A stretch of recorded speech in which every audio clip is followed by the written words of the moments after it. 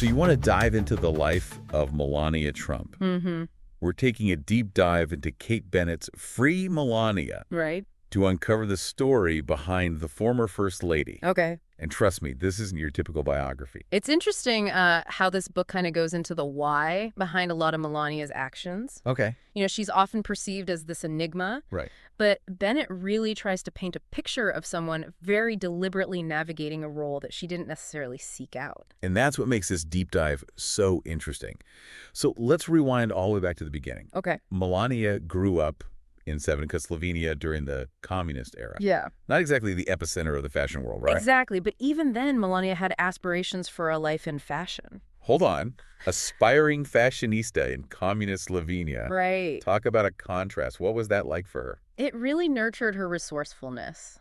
You know, imagine her mother, a seamstress, working within the constraints of that system. Right. And Bennett kind of suggests that Melania learned early on to find those ways to stand out.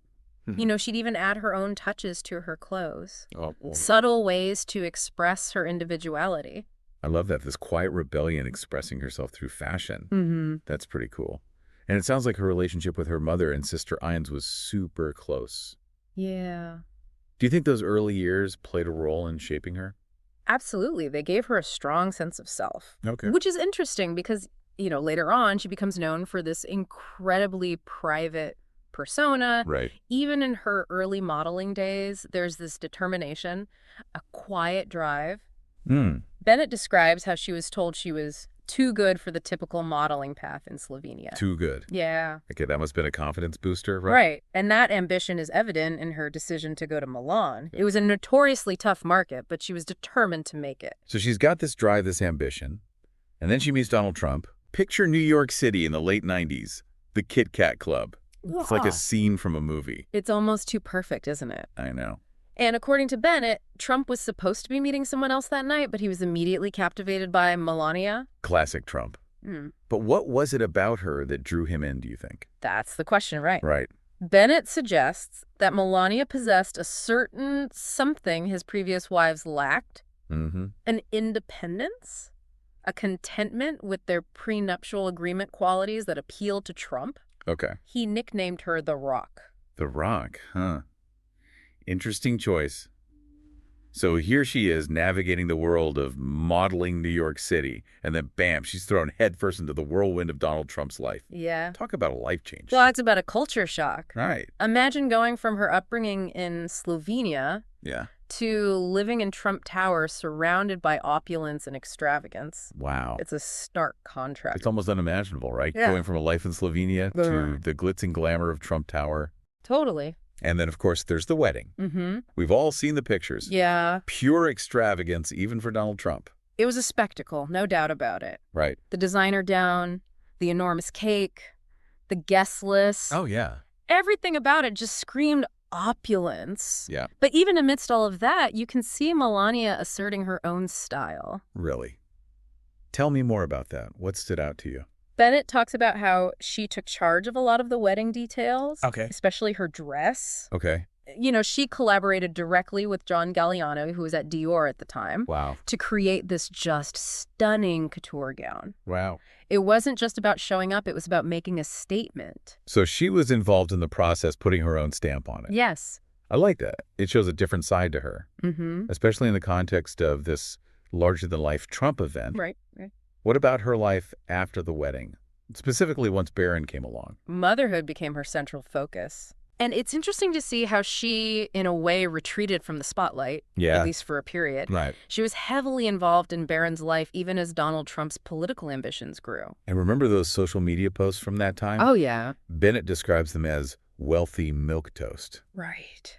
It's a fascinating glimpse into her online presence before the intensity of being First Lady. It is. It's like this time capsule of a very specific lifestyle. Right. Glimpses of travel, luxury items, meals. Yeah. Just a very curated peek into her world before the relentless scrutiny of the White House. Okay, so we have this image of Melania. Yeah. Driven, independent, valuing her privacy. Then comes the move to the White House. Yeah. What was her initial reaction to that? It must have been a huge adjustment. It was. According to Bennett, her initial response was almost one of reluctance. Really? Remember, she delayed her move to Washington, D.C. Right. She stayed in New York with Barron until he finished the school year. You have to wonder what kind of pressure she felt during that time. Oh, absolutely. The entire world was watching. Right. Waiting for her to step into this incredibly public role. Right. It must have been overwhelming. Absolutely. And even when she eventually moved to the White House, she was met with a whole new set of hurdles. Yeah. Bennett highlights the constant presence of the Secret Service. Right? The lack of privacy. Right. The rigid protocols. Yeah. It was a far cry from the life she had before. Let's dig into that a little bit. What were some of those limitations? Was there anything that surprised you? Imagine not even being able to open a window in your own residence. Oh, wow. Or having the Secret Service dictate things like the temperature, the lighting, even what you eat. Really? Of course, their priority is her safety. Right. But it creates this incredibly controlled environment. Wow. I hadn't thought about it like that. Yeah. That level of scrutiny of always being watched, Right. it would be enough to make anyone feel on edge. It's no wonder she seemed so reserved. Yeah. Especially during those early months. It's a huge adjustment. Yeah. And Melania handled it in her own way. Okay. She began by asserting her control over the more domestic aspects of the White House. Okay. She oversaw renovations, carefully selected decorations, and built her team. In a way, she carved out a space that reflected her tastes and personality. It's fascinating how she used those details to communicate. Yeah. Remember the red Christmas trees? Oh, yeah. Talk about a media frenzy. Everyone had an opinion. Exactly. And it perfectly illustrates Melania's approach. Okay. You know, she knew they would be controversial, but she didn't back down. Wow. Her response later on was, "We are in the 21st century and everyone has different tastes." Okay. It was a subtle but clear message.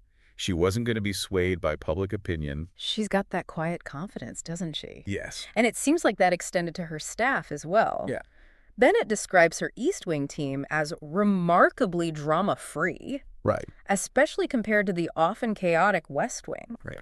She cultivated a small, loyal team with Lindsay Reynolds, her chief of staff, at the helm. Okay. There's a sense that she valued discretion and competence above all else.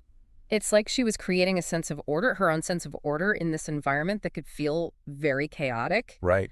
But it wasn't all smooth sailing, was it? Bennett talks about the Mira Ricardel incident. Yeah. And that really showed a different side of Melania. That's right. For those who might not remember, Melania basically got a deputy national security advisor fired. Wow. It was this really rare glimpse into her influence, Okay. her willingness to exert power when she felt it was necessary. So she's not just about interior design and Christmas decorations. Right. She's not afraid to make a power move when the situation calls for it. Yeah. What was it about Ricardel that rubbed her the wrong way? Well, Ricardel had reportedly clashed with Melania's staff. Okay. Something about seating arrangements on a trip to Africa. Seating arrangements. It seems like such a minor detail. But Melania made it clear that she wouldn't tolerate disrespect, Right. especially towards her team. Loyalty is definitely a big thing for her. It seems to be. And remember, this is all happening against the backdrop of Donald Trump's presidency, which, let's face it, was rarely short on drama. To say the least. Yeah. And in the middle of it all, you have Melania trying to navigate this role, but also protect her son, Barron. Yeah, she was very intentional about that. Okay. Bennett talks about how she insisted on maintaining a sense of normalcy for Barron, even within the confines of the White House. Wow. She had a soccer goal installed on the South Lawn, made sure he could continue his extracurricular activities. Wow. Her priority was her son's well-being, and she was willing to stand her ground to ensure that... It makes you think about the weight of those expectations, the constant scrutiny. Yeah. You have to make some tough choices about what you're willing to compromise on.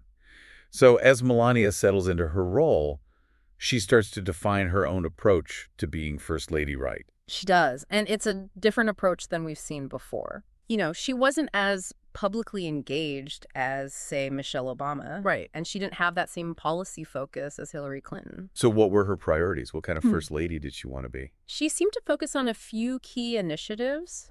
Remember, be best. Yeah. That was her campaign, focused on children's well-being, with a particular emphasis on cyberbullying. Right. Which was a bit ironic, Uh-huh. given her husband's own online behavior. A little bit.